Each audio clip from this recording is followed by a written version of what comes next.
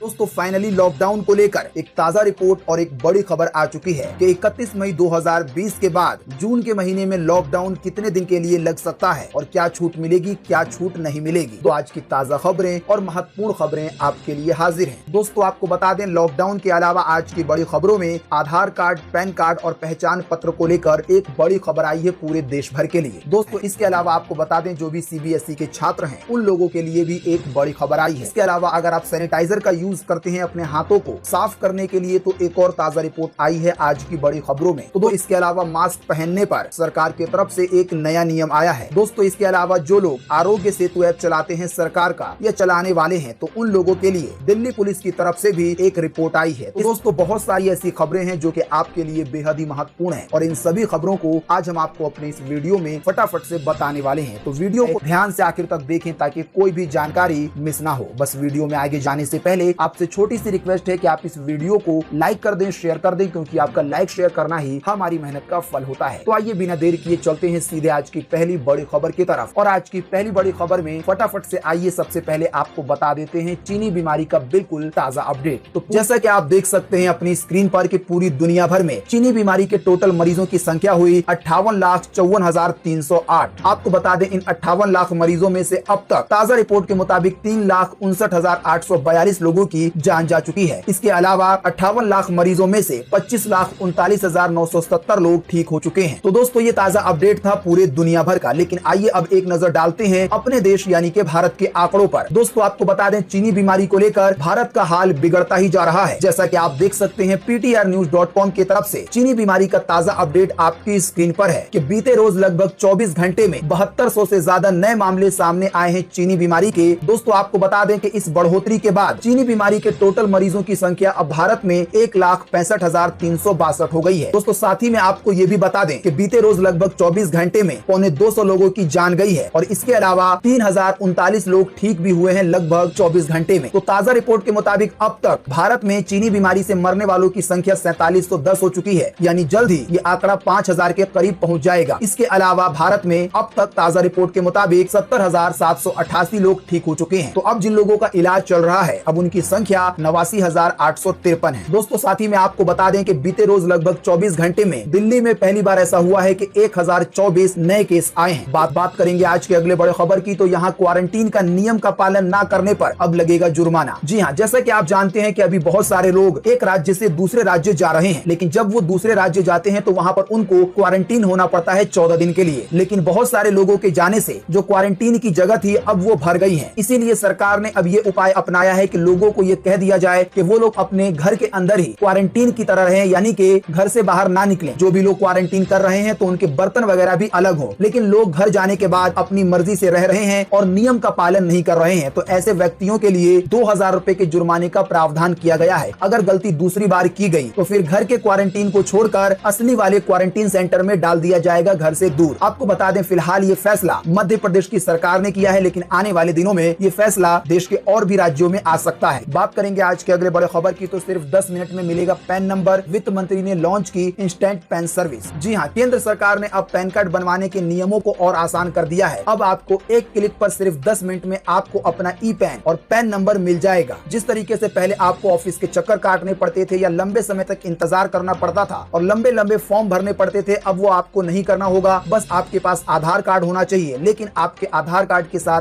आपका mobile number link होना चाहिए। ताजा रिपोर्ट के मुताबिक आप सिर्फ अपने आधार कार्ड से इनकम टैक्स की वेबसाइट पर जाकर पैन कार्ड के लिए अप्लाई कर सकते हैं और आपको अपना पैन नंबर मात्र 10 मिनट में मिल जाएगा। बात करेंगे आज के अगले बड़े खबर की। तो इन छूटों के साथ लागू हो सकता है लॉकडाउन 5। आइए बताएं आपको पूरी डिटेल। दोस्तों हमने आपको वीडियो के शुरू में बताया कि फाइनली लॉकडाउन को लेकर एक ताजा रिपोर्ट आई है जिसमें लॉकडाउन 5 की बहुत सारी खबरें आई हैं। आपको बता दें जो ताजा रिपोर्ट आई है उसमें बताया गया है कि 31 मई 2020 को पीएम मोदी मन की बात कार्यक्रम में लॉकडाउन 5 का ऐलान कर सकते हैं और ताजा रिपोर्ट के मुताबिक जो लॉकडाउन 5 है वो 15 दिन के लिए रह सकता है। रिपोर्ट में ये भी जानकारी दी गई है कि 5वें चरण में सबसे ज्यादा फोकस उन शहरों पे रहेगा जहां पर चीनी बीमारी के सबसे ज्यादा मरीज हैं, जैसे मुंबई, सूरत, कोलकाता, चेन्नई, अहमदाबाद, दिल्ली, इंदौर, बेंगलुरु, पुणे, ठाणे और जयपुर। दोस्तों आपको बता दें चीनी बीमारी के सबसे ज्यादा मरीज इन्हीं शहरों में हैं। लॉकडाउन 5 को लेकर एक और बड़ी रिपोर्ट सामने आई है जिसमें ये बताया गया है कि 1 जून के बाद लॉकडाउन 5 में मंदिर और मस्जिद मस्जिद भी खोले जा सकते हैं, लेकिन मंदिर मस्जिद या जो धार्मिक स्थल हैं वो एक नियम के तहत खुलेंगे और लोगों को सोशल डिस्टेंसिंग का, मास्क पहनने का नियम फॉलो करना होगा। इसके अलावा किसी त्योहार या मेला वगैरह की इजाजत नहीं दी जाएगी धार्मिक स्थलों पर। लॉकडाउन 5 में लोगों को एक और खुशखबरी मिल सकती है कि 1 जून से जिम सैलून वगैरह खुल सकते हैं, जहां पर जिम सैलून वगैरह बंद हैं। लेकिन जो कंटेनमेंट जोन होंगे जहां पर चीनी बीमारी के मरीज पाए गए हैं, वहां पर ऐसी कोई सुविधा नहीं मिलेगी। दोस्तों, ये ताजा रिपोर्ट आज तक की तरफ से साझा की गई, लेकिन इसके तुरंत बाद एक और रिपोर्ट आई सीधे गृह मंत्रालय की तरफ से, और ये बताया गया कि ये जो भी रिपोर्ट आई है ये गृह मंत्रालय की तरफ से नहीं है, ये एक रिपोर्टर के अनुमान से है। आपको बता दें, गृह मंत्रालय ने कहा कि जो लॉकडाउन 5 आएगा तो उसमें पहले से भी ज्यादा लोगों को छूट मिलेगी और सुविधा मिलेगी। तो बात हो चाहे रिपोर्टर की या बात हो गृह मंत्रालय की, ये बात फाइनल हो गई कि लॉकडाउन अगला लागू होगा और इसके अलावा इसमें ज्यादा छूट भी मिलेगी। बिल्कुल फाइनल में क्या बदलाव होंगे लॉकडाउन 5 में, इसका ऐलान सरकार खुद करेगी, जिसके बारे में हम आपको सबसे पहले बताने की कोशिश करेंगे। इसके लिए अगर अभी तक आपने हमारे चैनल को सब्सक्राइब नहीं किया है तो सब्सक्राइब करके बेल का आइकन दबा लें ताकि आपको बिल्कुल ताजा रिपोर्ट मिल जाए। बात करेंगे आज के अगले बड़े खबर की। तो समुद्र में बढ़ रहा है चीनी बीमारी से जुड़ा हुआ कचरा, जीवों के लिए हो सकता है खतरा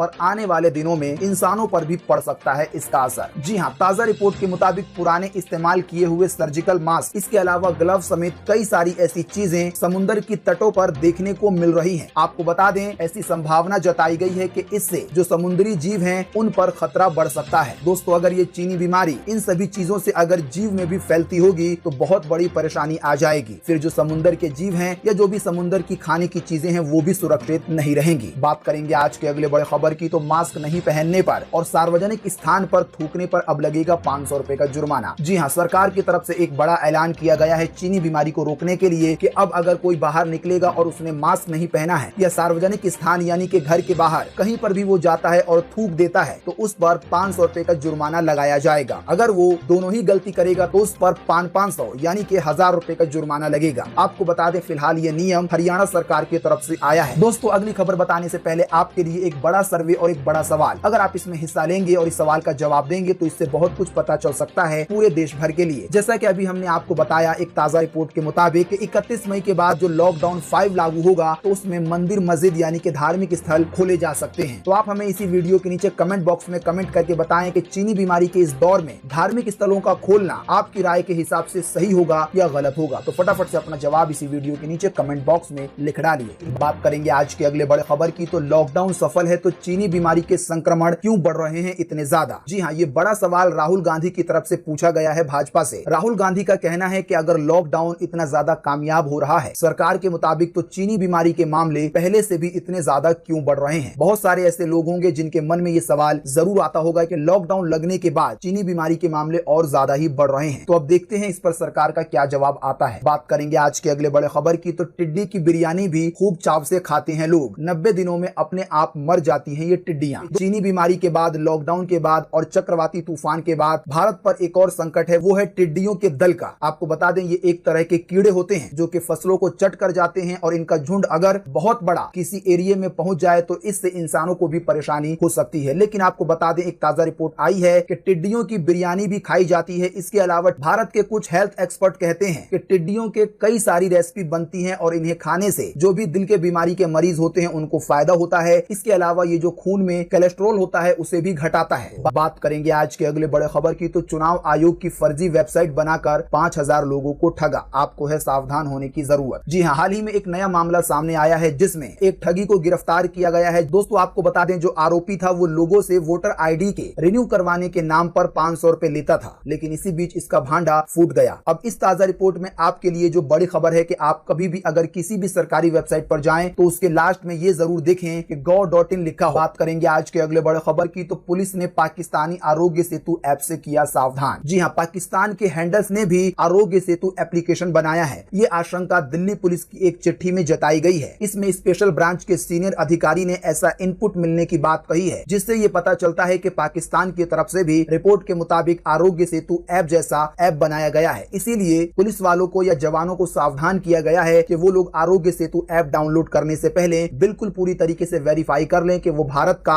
अपना और ओरिजिनल आरोग्य सेतु ऐप है। आपको बता दें, इसके अलावा जो आम लोग हैं उन लोगों को भी आरोग्य सेतु ऐप डाउनलोड करने से पहले ये जरूर देख लेना चाहिए कि वो ऐप बिल्कुल ओरिजिनल हो। बात करेंगे आज के अगले बड़े खबर की। तो खत्म होगा लंबा इंतजार, भारत आ रहे रहे हैं Xiaomi के सस्ते लैपटॉप। दोस्तों आपको बता दें, मनु कुमार जैन की तरफ से ट्विटर पर एक टीजर वीडियो जारी किया गया है, जिससे ये पता चलता है कि जल्द ही भारत में Xiaomi के लैपटॉप आने वाले हैं। लैपटॉप की कीमत कितनी होगी, फिलहाल इस बात का खुलासा नहीं हुआ है। बात करेंगे आज के अगले बड़े खबर की, तो CBSE ने लिया फैसला, जहां है वहीं से परीक्षा दे सकेंगे 10वीं और 12वीं के छात्र। जी हाँ, हाल ही में ये ताजा रिपोर्ट आई थी कि 10वीं और 12वीं की CBSE बोर्ड की जो बची हुई परीक्षाएं हैं वो करवाई जाएंगी। लेकिन आपको बता दें, बहुत सारे ऐसे छात्र हैं जो कि शहरों में पढ़ते थे लेकिन अब वो गांव चले गए हैं या दूसरे राज्य चले गए हैं। तो उन लोगों को राहत देते हुए CBSE बोर्ड की तरफ से ये खबर आई है कि वो लोग जहां पर अभी रह रहे हैं वहीं से 10वीं और 12वीं के एग्जाम दे सकते हैं। इसके लिए छात्रों को अपने स्कूल में इस बात की जानकारी देनी होगी कि वो कहां पर हैं। जून के पहले हफ्ते में छात्रों को इस बात की फिर जानकारी दे दी जाएगी कि उनको कैसे कहां पर एग्जाम देना है, जहां पर वो रह रहे हैं वहीं पर रहते हुए। बात करेंगे आज के अगले बड़े खबर की, तो 18 साल बाद मई में है इतनी ज्यादा गर्मी। जी हाँ, गर्मी ने मंगलवार को कई रिकॉर्ड तोड़ दिए। आपको बता दें, सिर्फ दिल्ली में नहीं बल्कि देश के कई इलाकों में गर्मी इतनी ज्यादा पड़ रही है कि लोग झुलस जा रहे हैं। आपको बता दें, दिल्ली के सफदरगंज में 18 साल बाद इतनी ज्यादा गर्मी रिकॉर्ड की गई है। मौसम विभाग के मुताबिक मौसम का पूर्वानुमान जारी किया गया है आज 28 मई 2020 के लिए। मौसम विभाग के अनुसार अगले 24 घंटे के दौरान पूर्वी और पूर्व उत्तर भारत में जैसे असम में, मेघालय में, अरुणाचल प्रदेश में बारिश की गतिविधियां कम हो जाएंगी, क्योंकि इन जगहों पर पहले से ही बारिश हो रही है। लेकिन मणिपुर और मिजोरम में और त्रिपुरा में बारिश बढ़ जाएगी। इसके अलावा पश्चिम बंगाल में, बिहार के भी कई हिस्सों में, झारखंड के पूर्वी हिस्सों में बारिश हो सकती है। इसके अलावा उत्तर प्रदेश और उड़ीसा में भी कुछ स्थानों पर हल्की बारिश के आसार हैं। इसके अलावा एक नया पश्चिमी हिमालय राज्यों में बारिश की गतिविधियों को बढ़ाएगा। ताजा रिपोर्ट के मुताबिक उत्तरी पंजाब, हरियाणा, पश्चिमी उत्तर प्रदेश और दिल्ली में धूल भरी आंधी चल सकती है। इसके अलावा बादलों के गरजने के साथ हल्की फुल्की बारिश हो सकती है। हरियाणा, दिल्ली, दक्षिणी पश्चिमी उत्तर प्रदेश और उत्तरी राजस्थान के कुछ हिस्सों में भयंकर गर्मी जारी रहेगी, लेकिन तापमान में मामूली सी गिरावट आएगी। इसके अलावा राजस्थान, मध्य प्रदेश के कई हिस्सों में, इसके अलावा छत्तीसगढ़ में, आंतरिक महाराष्ट्र के कुछ हिस्सों में लू का प्रकोप जारी रहेगा। इसके अलावा देश के और भी कई जगहों पर जहां ज्यादा धूप होगी वहां पर लू का प्रकोप रहेगा, इसीलिए आपको सावधान रहने की जरूरत है। इसके अलावा केरल, दक्षिण आंतरिक कर्नाटका में, तमिलनाडु में कुछ हिस्सों में बारिश जारी रहने की संभावना है, जो कि पहले से हो रही है। इसके अलावा अंडमान निकोबार द्वीप समूह और लक्षद्वीप में भी मध्यम से भारी बारिश हो सकती है।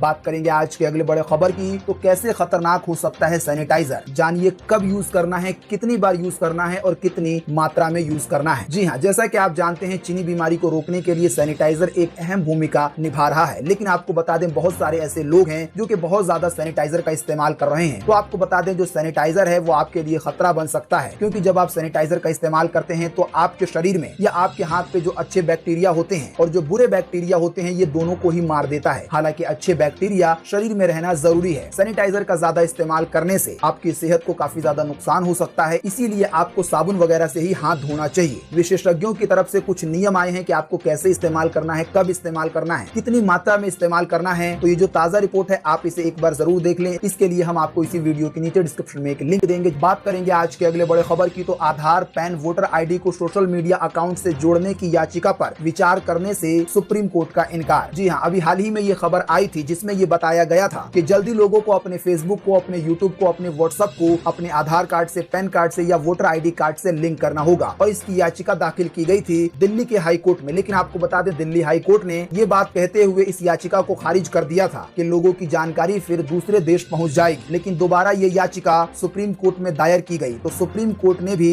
दिल्ली हाई कोर्ट की बात को सुरक्षित रखते हुए इस वाले नियम पर विचार करने से इनकार कर दिया है। यानी फिलहाल अब ऐसा कोई नियम नहीं आने वाला जिसके तहत आपको अपना आधार कार्ड अपने सोशल मीडिया अकाउंट से लिंक करना पड़े।